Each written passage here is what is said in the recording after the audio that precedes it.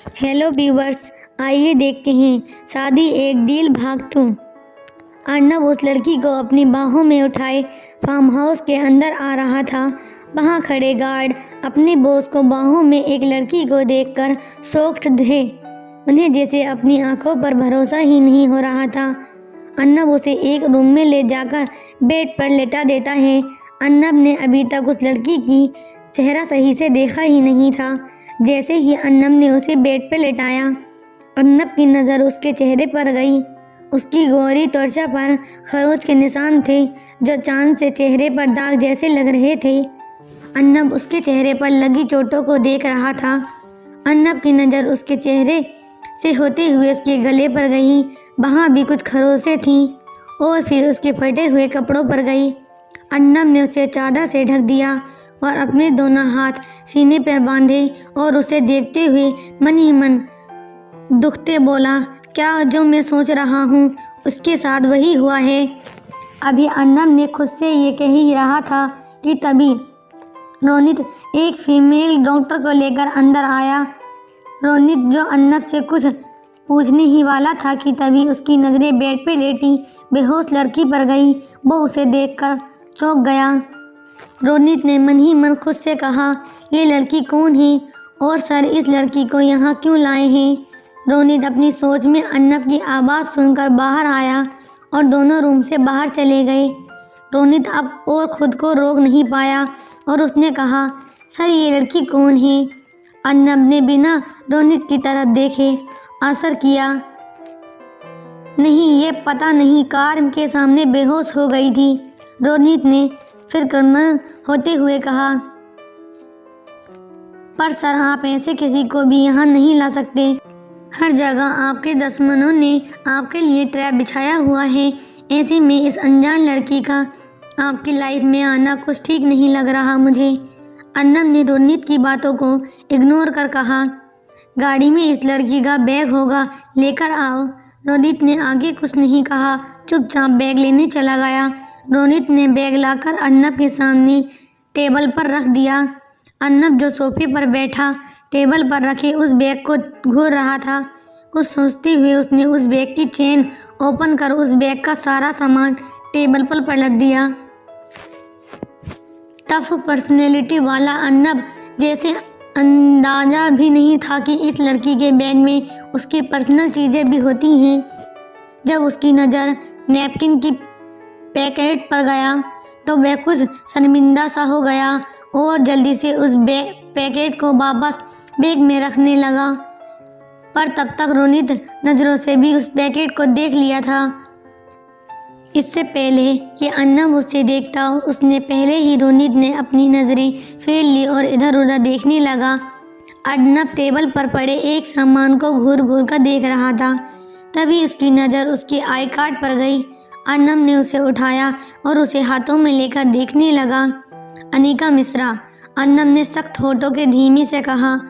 अर्नब ने उस I card को रोनित की तरफ बढ़ाते हुए कहा, मुझे कल सुबह तक इन्फॉर्मेशन चाहिए।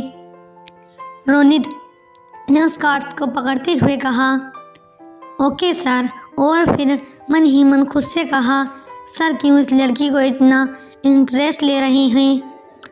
यहाँ हमारी कंपनी को स्टॉक में कीमत हर चीज़ सेकंड की गिरती जा रही है। ये सारी बातें अर्नब को बोलने की हिम्मत नहीं थी, इसीलिए रोनित खुद को ही बोल रहा था। रोनित के जाते ही वो डॉक्टर भी अनिका का चेकअप करके बाहर आ गई। डॉक्टर ने कहा, हाँ वो ठीक है, बस शॉक की वजह से बेहोश हो गई थी। डॉक्टर की बात सुन अर्नब ने कुछ सुकून की सांस ली और बोला, डॉक्टर वो लड़की। अर्नब ने अभी इतना ही कहा था कि डॉक्टर उसकी बातों को इशारा समझते हुए बोली, डोंट वरी, इसका रेप नहीं हुआ है, पर उसके ऊपर रेप अटेम्प्ट हुआ है और वे चोटें भी उसे खुद को बचाने में ही लगी हैं। डॉक्टर की बातें सुनकर अर्नब सोचने लगा, ये लड़की कौन है और इसके साथ ये किसने किया होगा। अर्नब रूम में गया और अनिका को देखते हुए बोला, तुम खुद को मेरी ज़िंदगी में आई हो या किसी ने तुम्हें भेजा है। तभी अर्नब की फ़ोन रिंग हुआ। कॉल करने के बाद नाम देखते हुए अर्नब को दोनों भौं से गुस्से के तन गई और कॉल पिक कर अर्नब ने दांत पीसते हुए कहा, तुम्हें ये नहीं करना चाहिए था। Anjali Sharma, be ready, now is my turn. Arnab, मेरी बात सुनो, मैंने ये सब नहीं किया, तुम मुझे गलत समझ रहे हो। अंजलि जो भी बोल रही थी कि अर्नब ने बिना उसकी बात सुने कॉल कट कर दिया और अनिका को एक नज़र देखकर चला गया। अर्नब अपने रूम में गया तो फिर एक बार उसका फ़ोन रिंग हुआ। उसने अपना फ़ोन देखा पर कॉल उसके फ़ोन पर नहीं आ रहा था। अर्नब फ़ोन की रिंग सुनते हुए अपने रूम से बाहर गया। उसकी नज़रें सोफे पर पड़े अनिका के बैग पर गई। अर्नब ने बैग से फ़ोन निकाला तो अनिका का फ़ोन ही रिंग हो रहा था। फ़ोन की स्क्रीन पर दीदू फ्लैश हो रहा था। अर्नब जो अभी ये सोच रहा था कॉल पिक करे या नहीं, तभी कॉल कट हो गई। तभी एक मैसेज आया उसी नाम से। अर्नब उस मैसेज को पढ़ना चाहता था पर फ़ोन पर लॉक होने की वजह से वो पढ़ नहीं सकता था। अर्नब ने कुछ सोचते हुए पैटर्न में ए बनाया और फ़ोन अनलॉक हो गया। दरअसल अर्नब में सोचा फ़ोन का अनिका है तो पैटर्न भी ए नाम से होगा, क्योंकि मोस्टली पीपल उसने नाम का फर्स्ट लेटर ही होता है। अर्नब के बिना देरी किए वो मैसेज ओपन किया और पढ़ने लगा। अर्नब ने जैसा सोचा था वैसे ही मैसेज उसकी बड़ी बहन ने किया था। अर्नब ने पूरा मैसेज पढ़कर एक मैसेज अपनी तरफ से टाइप करते सेकंड बटन दबाया। दूसरी तरफ जैसे ही सुरभि ने वो मैसेज पढ़ा उसका तनाव कुछ कम हो गया। सुरभि जल्दी से अपनी माँ के पास गई।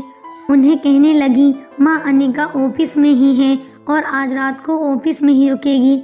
सुमित्रा ने भी ये सुनकर चैन की सांस ली। अर्नब अपने रूम में गया और अपने रूम की बालकनी में खड़ा होकर रात के अंधेरों को घूरने लगा। उसके चेहरे के भाव बता रहे थे कि वह कुछ सोच रहा था। अगला भाग देखने के लिए प्लीज़ मेरे चैनल को सब्सक्राइब करें और प्लीज़ लाइक एंड सब्सक्राइब करना ना भूलें। Thanks for watching my video.